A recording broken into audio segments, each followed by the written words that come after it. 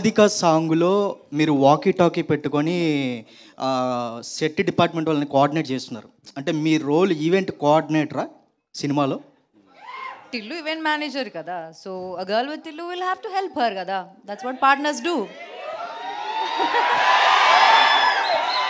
So as well as one more question, చెప్పండి. అంటే తెలుగు ఇండస్ట్రీలో ఇప్పటి వరకు కిస్ సీన్స్లో one of the electrifying kiss scene అని చాలామంది ఆడియన్స్ అంటున్నారు. So what do you say? Yeah, it's a great compliment is what I think. అంటే సినిమాలో ఇద్దరు క్యారెక్టర్స్ అలా ముద్దు పెట్టుకుంటే జనాలకి if they are convinced with that, I think that's the biggest achievement ever. So yeah, it's a compliment. Okay, last two questions అండి. We have to go back to her because I think we cut her abruptly ఇందాక. అమ్మా చెప్పండి. అదే ఒకవేళ ఆ star heroine ఎవరైతే బాగుండని అనుకుంటున్నారు అంటే మీరు వదలట్లేదు. నీది నా ఒక్కదాని క్వశ్చనే కాదు, నేను చాలా మందిని రిప్రజెంట్ చేస్తున్నా.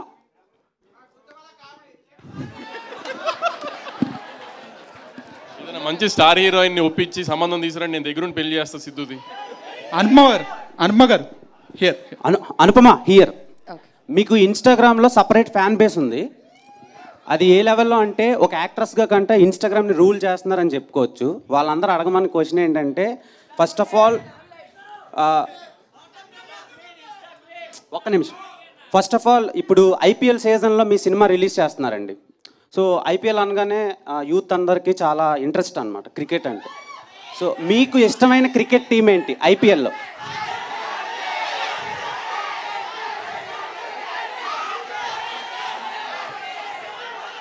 నేను ఐపీఎల్ చూసి ఐ థింక్ లైక్ 4-5 years అయిందండి. ఇప్పుడు నాకు అలా టీమ్స్ ఏం లేవండి. సిద్ధు గారు ఎన్ని క్వశ్చన్స్ అడుగుతారు? బేసిక్గా టిల్లు వన్ నైట్లో అయిపోయింది. సో ఆ వన్ నైట్ని ఇంకా నైట్ని మేము చూస్తూనే ఉన్నాం చాలా ఫ్యామిలీస్తో కలిసి. ఈ సినిమాలో ఎన్ని నైట్స్ మేము ఎక్స్పెక్ట్ చేయొచ్చు?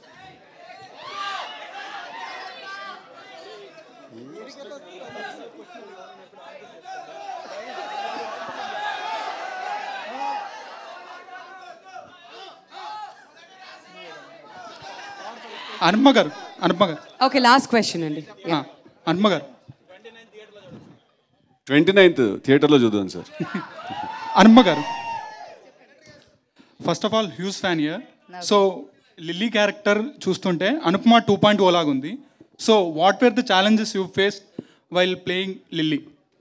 ఇప్పుడు ఇక్కడ వచ్చి నన్ను అడిగిన క్వశ్చన్స్ అన్నీ సేమ్ ఉన్నాయి. That's the biggest challenge I was worried about and that challenge I faced it. ఇంకా ఏం లేదండి, ఇప్పుడు దీనికన్నా పెద్ద ఛాలెంజ్ ఎక్కడ లేదు. క్యారెక్టర్ చేయడం దీనికన్నా చాలా ఈజీ. సో అనుపమ చెప్పండి. యాక్చువల్లీ ఇందాక ఆయన ఒక మీమ్ లాగా అమ్మో నన్ను ఏం చేయకండి అని చెప్పేసి అన్నారు కదా. అంటే లైక్ ప్రీవియస్ ఫిలిమ్స్ అని కాదు, ఇక్కడి నుంచి మీరు ఈ టైప్ ఆఫ్ రోల్సే ఫ్యాన్స్ ఇష్టపడితే ఇవే చేస్తారా? అమ్మో, మళ్ళీ అదే క్వశ్చన్. ఇప్పుడు రివ్యూస్ చూస్తే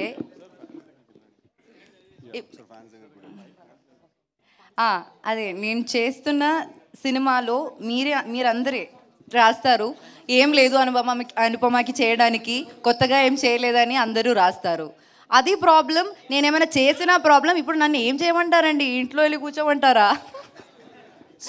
ఇష్టం లేదండి, అది చెప్పండి. హాయ్ సార్, చెప్పండి. ఎక్కడ బ్రదర్? రాజేష్.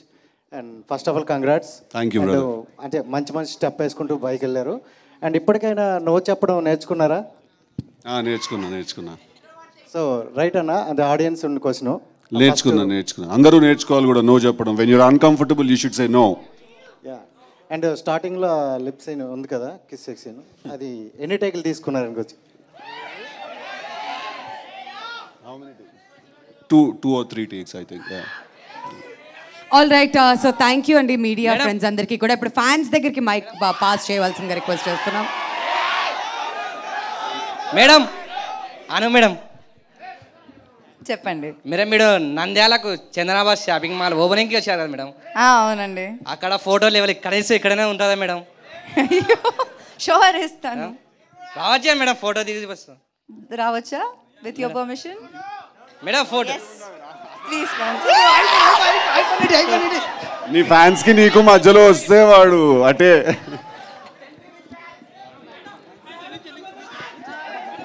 వస్తుంది, మైక్ వస్తుంది. 1 second.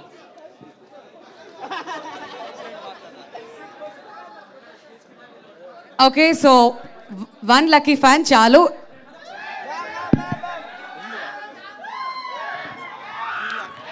ఓకే సో దీని తర్వాత ఫొటోస్ దయచేసి ఎవ్వరు అడగండి, మీ క్వశ్చన్స్ మాత్రం అడగచ్చు. Okay so mic pass on చేయాలి. యా మీ క్వశ్చన్ అండి. టిల్లు అన్న అన్న ఇక్కడ Right. హాయ్ అన్న హాయ్ హాయ్ హాయ్ హాయ్. అయితే ఇప్పుడు రాధిక లిల్లీ కలిపి ఇంకొక టిల్లు క్యూబ్ ఏమైనా వచ్చేది ఉందా? టిల్లు క్యూబా? చూద్దాం దీని సంగతి ఏందో ఫస్ట్. అది ఇంకొక క్వశ్చన్ అన్న. పెద్ద తలకాయ నొప్పి సినిమా తీయడం అంటే మాట్లాడుతూనే ఉండాలి, రాస్తూనే ఉండాలి. ఇంకొకటి ఇది మీకు రాధిక కన్నా లిల్లీ క్యారెక్టర్ బాగుందా, రాధిక క్యారెక్టర్ బాగుందా? అంటే ఇద్దరిలో ఏది బాగుంది, వీళ్ళిద్దరిలో ఏది అంటే డిఫరెన్స్ బిట్వీన్ అట్లా అడుగుతున్నా. ఇక్కడ ఉందిగా. అంటే ఇప్పుడు ఫస్ట్ లవ్ అనేది ఒకేసారి జరుగుతుంది.